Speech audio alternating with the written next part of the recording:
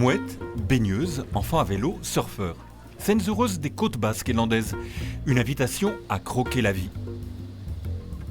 Oui, et nous sommes ici à l'hôpital de Bayonne, au service hématologie et oncologie. On ne vient pas à l'hôpital pour mourir, on vient à l'hôpital pour guérir. Ça, c'est le secret du fonctionnement de l'hôpital. Les gens sont compétents, il y a tout ce qu'il faut pour rattraper le coup si on est malade. Donc on vient ici pour guérir. Rien ni personne n'arrachera à Eric, ancien pompier de Paris, son énergie, sa détermination. Son combat, en finir avec l'infinie tristesse des lieux ternes de nombreux hôpitaux.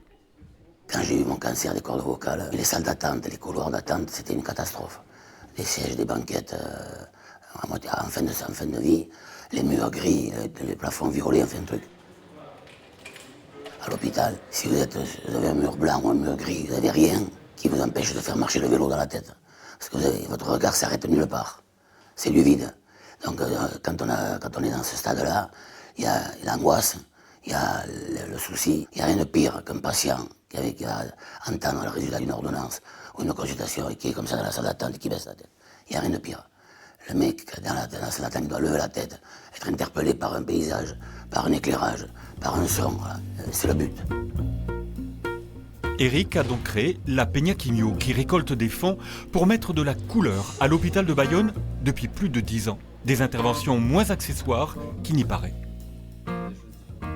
Et en fait, c'est surtout ça l'important, parce qu'un patient, quand il arrive, la première connaissance qu'il fait de l'hôpital ou de la structure dans laquelle il va être pris en charge, c'est la salle d'attente. Et donc, si dès là, il a une attitude plutôt apaisée, plutôt positive, parce que l'environnement est agréable, il va être dans des meilleures dispositions pour nos consultations et pour rentrer dans ce parcours de soins et tout au long de ce parcours de soins. Donc oui, c'est hyper important. Il n'y a pas que le côté technique dans le cancer, dans la prise en charge du cancer, il y a tout ce qu'il y a autour.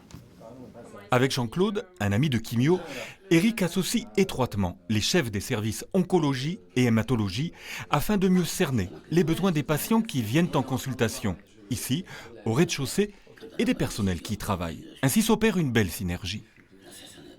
Peña Quimio a commencé par nous aider à décorer l'hôpital de jour. Et moi, quand j'ai repris la chefferie de service, j'ai dit à Eric, il n'y a pas que l'hôpital de jour. En fait, il y a plein d'endroits où sont reçus les gens, où ils ont besoin de bien-être, d'un peu de couleur, un peu d'espoir. Et donc, notamment la consultation où on est actuellement. Puis, on lui a donné pas mal de projets pour les années à venir. L'hospitalisation, mettre du son après la couleur. Donc voilà, c'est un vrai partenariat avec l'association qui nous apporte des idées et puis nous qui lui redonnons aussi des idées par rapport au retour des patients aussi. Quatrième étage, où Eric et Quimio ont fait de l'hôpital de jour un arc-en-ciel. Les chambres, autrefois aveugles, ont changé du tout au tout. Exemple. Une des chambres qui permet aux patients de s'allonger sur le lit et d'avoir une image et d'avoir quand même une lumière au plafond qui permet aux patients d'être moins anxieux. Nous sommes contents de venir travailler à un service du 4e. On sort de l'ascenseur, on voit toutes ces images, on est apaisé et du coup ça se reporte sur le patient avec des soignants moins dans l'anxiété. Moi, j'ai vu l'évolution sur 10 ans. J'ai vu toutes les salles, les couloirs se remplir de couleurs, se remplir de bonheur pour les patients qui le fréquentent. Et pour moi, j'aurais qu'une phrase, la vie, c'est l'envie. On n'a pas forcément envie de venir ici, mais quand on y est, on n'a qu'à ouvrir les yeux et on voit des choses magnifiques et des paysages sur les 4 perspectives de l'hôpital au 4e. On est effectivement dans une maladie, le cancer, qui est une maladie lourde et grave, mais ce n'est pas ce qui émane de ce lieu.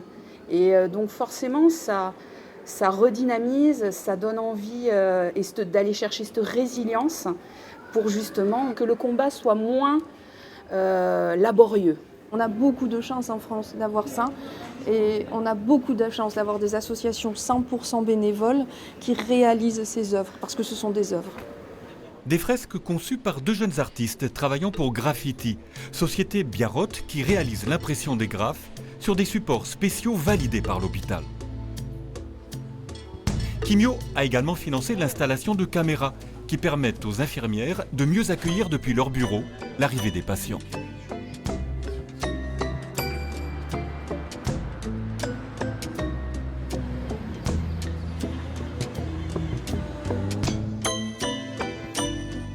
En 10 ans, Quimio a investi 150 000 €. Tout cela grâce au concert Les Bascons du Cœur, organisé chaque année à la gare du Midi. C'est l'image de l'association, ce qui nous permet de récupérer de l'argent, traîner des partenaires, traîner des dons aussi. Donc pour nous, c'est capital. Le concert, c'est capital. Pas de concert, pas d'association, c'est impossible.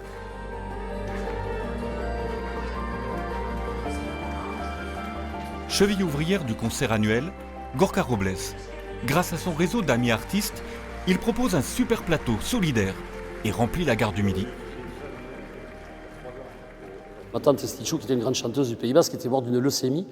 Et donc, ça, forcément, ça me parle, quoi. Donc, je me suis investi avec Eric dans tous ces concerts, parce qu'on ne se rend pas compte, mais faire tous les travaux qu'il a fait à l'hôpital, c'est 6 mois de réunion, parce qu'il faut faire intervenir tous les services, que ce soit sanitaire, communication, les entreprises elles-mêmes. On ne peut pas travailler quand on veut, ça peut être la nuit, c'est que les week-ends. Enfin, il y a toute une démarche derrière qui était vraiment lourde, et que Eric n'a pas eu peur de gérer, et ça fonctionne.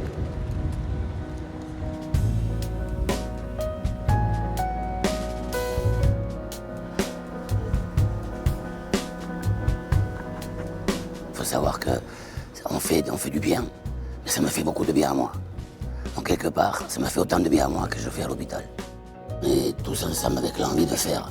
Donc si moi j'ai envie de faire, si l'hôpital a envie de faire, si les patients ont envie de faire, ça se fait. Belle leçon de vie d'un combattant toujours debout qui fait prendre son envol à 1000 projets altruistes.